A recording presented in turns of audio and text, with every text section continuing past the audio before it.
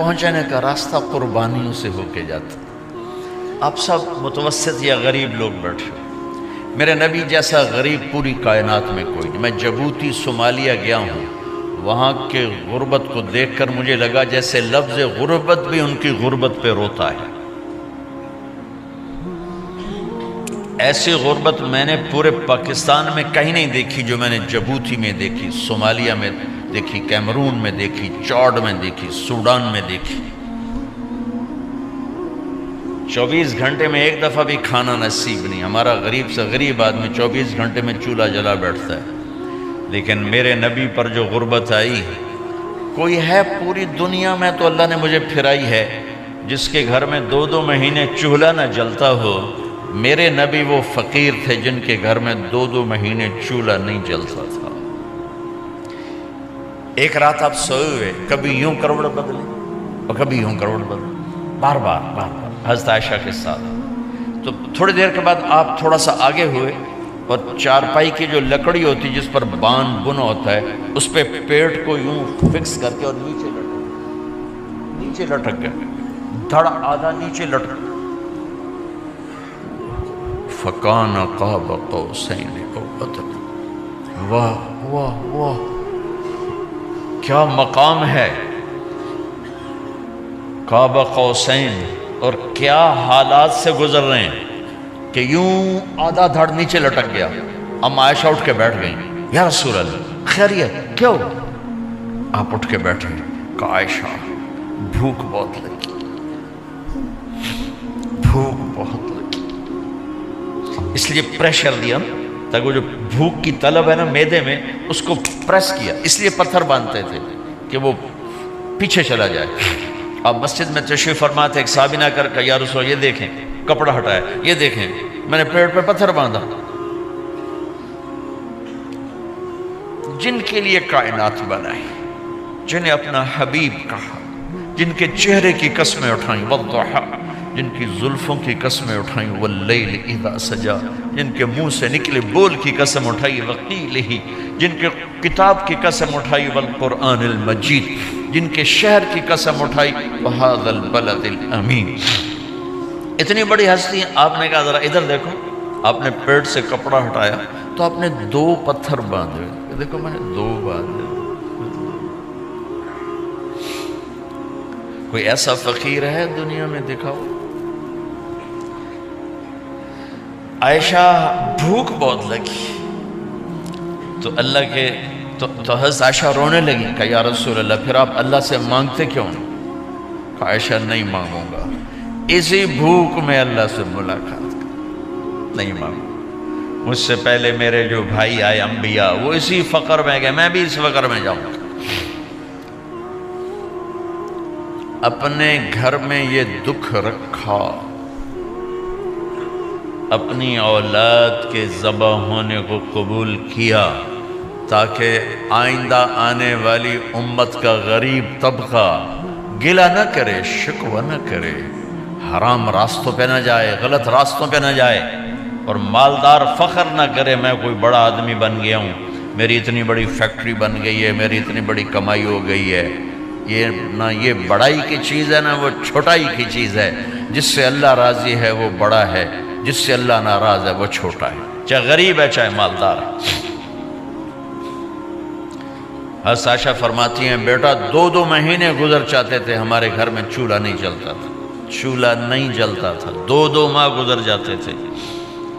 ایک دفعہ باغ میں تشریف لے گئے، عبداللہ بن عمر آپ کے ساتھ ہیں، صبح کا وقت ہے تو آپ کھجوریں گری پڑی جو ملک نہیں ہوتی نا، کسی کوے نے ٹھونگ ماری، کسی طوطے نے اس کو ایسے ہی وہ اس کو ٹک دیا اپنی اور اس کے ساتھ چونچ کے ساتھ تو وہ گر پڑی. اب اٹھا کے صاف کر کے کھا رہے تھے اور عبداللہ سے کہہ رہے تھے عبداللہ تو نہیں کھاتا؟ انہوں نے کہا جی مجھے بھوک نہیں ہے.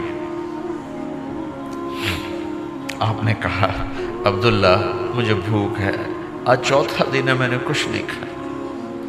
4تھا تمہیں کوئی ہے جس کے ہاں 4 دن فاقہ چلتا ہو؟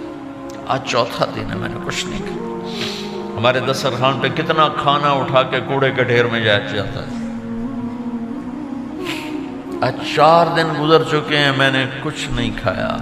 हादिही सुबह राबिअत मा ज़ुक़्तु शैआ, आज चौथी सुबह मेरे ऊपर तुलू हुई है, एक लुक़मा नहीं खाया। आप मस्जिद में बैठे थे, काब बिन अजरा आए तो आपको देखकर ऐसे कहने लगे, या रसूल अल्लाह माली अराका मुतग़य्यरल लुह, या रसूल अल्लाह आपका चांद सा चेहरा चमकता आज मुरझाया हुआ क्यों नजर आ रहा है? तो आपने यूं देख अपने पेट पर यूं उंगली रख कर कहा, मा दखल जौफी मा यदखुल जौफ ज़ातिक मुंदु सलास। का आज 3 दिन गुजर चुके हैं, पेट में एक रोटी का जर्रा दाखिल नहीं हुआ, जर्रा, लुकमा नहीं, जर्रा, रोटी का एक जर्रा पेट में दाखिल नहीं हुआ।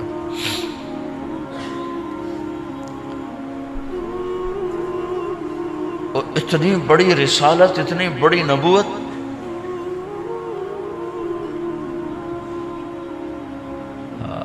अपनी उम्मत के गरीबों की तसल्ली के लिए और अपनी उम्मत के मालदारों को सबक देने के लिए कि अल्लाह रिज़्क़ दे तो अपनी हैसियत न भूलो, और अल्लाह न दे तो अपने हबीब की कुर्बानी न भूलो। उन्होंने तो जानबूझ के ये किया, जानबूझ के, ये नहीं कि आपको कोई तंगी अल्लाह की तरफ से, जानबूझ के। और सारे घर का ये हाल है। बस फातिमा रज़ी अल्लाह तआला अन्हा से मिलने गए, कहा बेटे मैं अंदर आ जाऊँ, मेरे साथ इमरान भी हैं, एक सहाबी थे अरब सरदार, मेरे साथ इमरान भी हैं। कहा अब्बा जान मेरे घर में इतनी चादर नहीं कि अपने आप को छुपा सकूं, पर्दा करने के लिए मेरे पास चादर कोई नहीं, तो आपने अपनी चादर अंदर दे दी, कैसे पर्दा करना, तो लपेट ली। अब अंदर आए तो आपने पूछा, मैंने सुना था तो बीमार है, मैं तेरा हाल पूछने आया हूँ। तो बाप को देख के आंसू निकल आए, कहा या रसूल अल्लाह बीमारी भी है और भूख भी है, दोनों ही है, सिर्फ बीमारी नहीं भूख भी है। बड़े बड़े मुसीबतों से लड़ जाने वाले माथे पे कभी बल ना आया। बेटी के आंसुओं ने पिघला भी दिया और रुला भी दिया, आप भी रो पड़े, आप भी रो पड़े।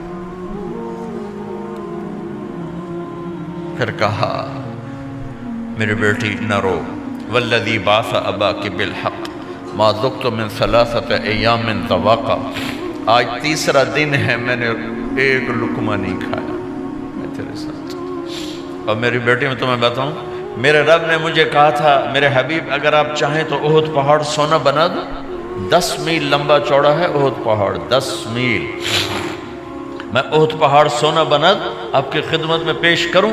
तो मैंने कहा नहीं या अल्लाह मुझे नहीं चाहिए, मैं एक दिन भूखा रहूँगा, एक दिन खाना खाऊंगा। फिर फरमाया बेटी क्या तुझे ये इज्जत काफ़ी नहीं है कि अल्लाह ने तुझे जन्नत की औरतों का सरदार बना दिया? ये सरदारी सोने चांदी में तुल के नहीं मिली ही। मैं कुर्बान जाऊँ। भाइयों अब सब माशाल्लाह नौजवान नज़र आ रहे हो, थोड़ा वक्त निकाल के अगर आप पढ़े हुए हो अपने नबी की ज़िंदगी पढ़ा करो, अपने नबी की ज़िंदगी पढ़ा करो, बड़ा ईमान भी बनेगा, हौसला भी मिले। आप हसन हुसैन को कहते थे मेरी आंखों की ठंडक, मेरे जिगर के टुकड़े, मेरे सीने की ठंडक, मेरे लाडले, जन्नत के चांद, जन्नत के सरदार, मेरे 2 फूल, ये सारे अल्फाज हसन हुसैन के लिए हैं। और उनके भूख की वजह से रोने की आवाज़ सुनते थे और तड़पते थे, लेकिन रोटी नहीं मांगी उनके लिए, रोटी नहीं मांगी, कि अपनी उम्मत के गरीबों को तसल्ली देनी थी कि अगर मैं फ़कीर बन के जा रहा हूँ तो तुम्हारे ऊपर भी इम्तिहान है, चंद दिन बर्दाश्त करो। आपने फरमाया सबसे पहले मैं जन्नत में दाखिल हूँगा, सारे नबियों पर जन्नत हराम है जब तक मैं न चला जाऊँ, और सारी उम्मतों पर जन्नत हराम है जब तक मेरी उम्मत न चली जाए। सबसे पहले मैं जन्नत में दाखिल हूँगा वमा या फुक़राउल मुमिनीन, और मेरे साथ मेरी उम्मत के गरीब लोगों, मेरे साथ मेरी उम्मत के गरीब लोग मेरे साथ पहले दाखिल होंगे। हज़रत फातिमा के घर में फाका हद से बढ़ गया तो हज़रत अली ने फरमाया कि जाओ अल्लाह के नबी से कुछ तो मांग के आओ, कुछ तो पेट में जाए। ज़िंदगी में कभी ऐसा मौका नहीं आया یہ ایک دفعہ اتنا فاقہ آیا کہ حضرت علی جیسی ہستی نے بھی کہا جاؤ، تو آپ تشریف لائیں اور دروازے پہ دستک دی تو اتنا پیار تھا۔ جب حضرت فاطمہ گھر میں داخل ہوتی، اللہ نے ہمیں اولاد کے ساتھ کیا سلوک کرنا ہے اللہ نے ہمیں اپنے نبی سے یہ بھی سکھایا۔ حضرت فاطمہ جب بھی گھر میں آتی، اور ساتھ ہی تو گھر تھا، دیوار سے دیوار ملی تھی، روز کا آنا جانا تھا، تو میرے نبی بیٹھے نہیں رہتے تھے، آؤ فاطمہ کیا حال ہے، کھڑے ہو جاتے اور تیزی سے آگے بڑھتے، دروازے پر ہی حضرت فاطمہ کا ہاتھ پکڑ لیتے، ہاتھ کا بوسہ لیتے، بوسہ لے کر ہاتھ پکڑے پکڑے بیٹی کو چارپائی پہ پہلے بٹھاتے، اس کے بعد خود بیٹھتے تھے۔ اکرموا اولادکم، میرے نبی نے کہا اولاد کو عزت دو، پھر وہ تمہیں عزت دیں گے۔ ہمارے ماحول میں اکثر ماں باپ نے اولاد پہ ڈنڈا ہی اٹھایا ہوتا ہے، پھر ان میں بغاوت پیدا ہو جاتی، پھر کہتے ہیں اولاد نافرمان ہے۔ آپ نے دستک دی تو کہنے لگے یہ تو فاطمہ کی دستک ہے، خیر تو ہے، پہلے تو کبھی اس وقت میں آئی نہیں، تو آپ نے ام ایمن سے کہا دروازہ کھولو۔ ام ایمن نے دروازہ کھولا تو آپ نے استقبال کیا، بٹھایا، پوچھا بیٹی کیا ہوا، اس وقت میں کیسے آئیں؟ کہ یا رسول اللہ بہت فقر ہے، بہت بھوک ہے، آپ کے پاس سنا کچھ مال آیا ہے، کچھ ہمیں بھی دے دیا جائے۔ اتنی صابر بیٹی زندگی میں ایک دفعہ بھوک کی شکایت لے کر آئیں، اور آگے باپ نے پھر پیپر لے لیا، پھر امتحان میں ڈال دیا۔ آپ نے کہا بیٹی میرے پاس 5 بکریاں کھڑی ہیں، دے دوں یا 5 دعائیں سکھا دوں؟ یہ بھی کوئی کتنا سخت موقع تھا، کتنا سخت موقع ہے کہ صبر کا پہاڑ بیٹی اتنی مجبور ہو کر آتی ہیں کہ یا رسول اللہ برا حال۔ تو میرے نبی کہتے بیٹی یہ بکریاں بھی لے جا، دعائیں بھی لے جا، دونوں جمع کر دیتے، یا دعائیں بعد میں سکھا دیتے، بکریاں دیتے، ایک تو دے دیتے، پر امت کے غریبوں کو تسلی دینی تھی، چونکہ امت میں اکثر طبقہ غریب ہوگا، تو آپ نے کہا بیٹی 5 بکریاں دوں یا 5 دعائیں دوں؟ تو وہ سمجھ گئیں اپنے باپ کے مزاج کو کہ ابا جان امتحان لے رہے ہیں، تو کہا ابا جان بکریاں چھوڑ دیں، مجھے دعائیں سکھا دیں، مجھے بکریاں نہیں چاہیے، بھوکے کی رات بھی گزر جاتی ہے اور بھوکے کا دن بھی ڈوب جاتا ہے۔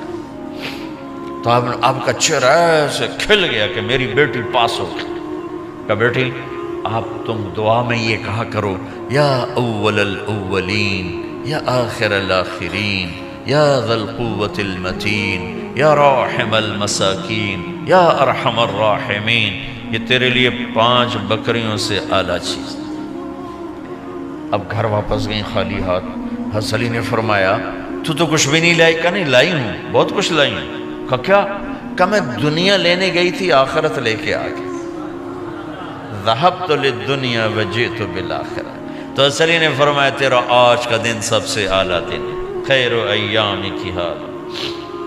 داماد کا امتحان لے لیا، حضرت علی کو بلا لیا، علی 5000 بکریاں دوں کہ 5 دعائیں دوں؟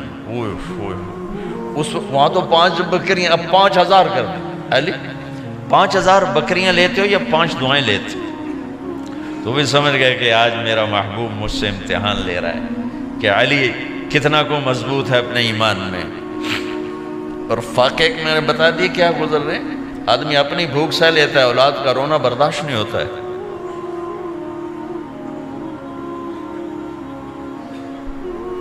علی 5 دعائیں دوں کہ 5000 بکریاں؟ حضرت علی نے عرض کی یا رسول اللہ دعائیں سکھا دیں، بکریاں نہیں چاہیے۔ میرا نبی کا چہرہ کھل گیا کہ میرا داماد بھی پاس ہو گیا۔